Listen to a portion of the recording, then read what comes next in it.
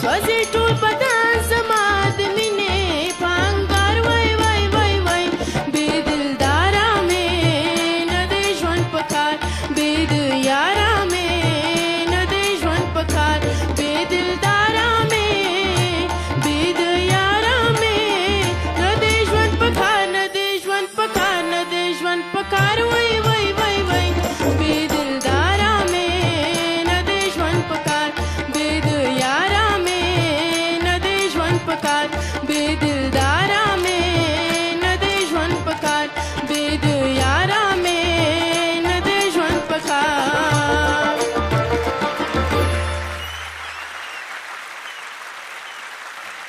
به نظر خودت چطور اجرا کردی؟ پیش از اینکه گپ‌های داولا رو بشنویم. اول ځل مې و چې سټیج په سر راغلم لږ سترس لرم ډارېږم باور په اطمینان مې ونه ویلې. آریانا جان یک قسم تو احساس میکنم که آهنگ قناعتش حاصل کرده. خب از خودش میشنویم. چطور بود آریانا جان؟ زلالا جان اولتر از همه چقدر مقبول معلوم میشینم خدا شب بسیار شیرین من اول که زلالا رو دیدم اینجا نشناختم که این زلالا است. نام خدا من اجرایت خوش داشتم. یک کمک نامطمئن بودنت دوست دارم که سرش کار کنی که دفعه آینده بخیر اونای دل شیر بیایی چرا که آواز مقبول داری سرت بد نیست ردم میشناسی بسیار آوازخوان خوب هستی. برای اجرای امشبت ما برای خودت 8 نمره میتونم. تشکر. 8 نمره تلفن. قیس جان در کناری که برای زلالا جان نمره میتین و آهنگش قضاوت میکنین آینده زلالا را با امی آوازش و این شناخته که ازش دارین با موسیقی افغانستان چطور میبینین؟ بسیار یک آواز سوچه پاک و بسیار کوهی آواز دارن که بسیار خوشایند است در گوش و برشان آرزو و دعا میکنم که در عرصه هنر موفق باشند.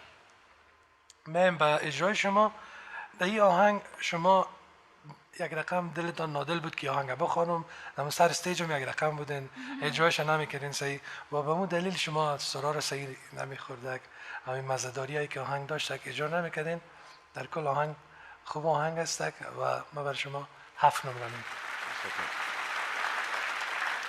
جوینده صاحب این آوازتان ازش سوء استفاده کنین بسیار آواز با مزه است. شانس خوب برات میخوایم در جای بعدیت این جایت خودت راضی نبودی ما فکر میکنیم برای بار اول بسیار خوب است که خودت خواندی سر استیجی که همگی مکمل که خودت نواختن. 7 نمره. و در آخر نظر استاد سید آگل میشنویم. زر تاسو وایم د قاریم درته غوسه در باندې څه چې ستاسو خوښ هیڅ چیز نگوین استاد کال زلالا کم دل نشه خوار استین. تا په خپل ویل چې خپل د اجرا نه خوشاله نیم نو په دې خبره زم د سره هم نظرم زر ته زړه نه غورځوم و نمره ته درکوم.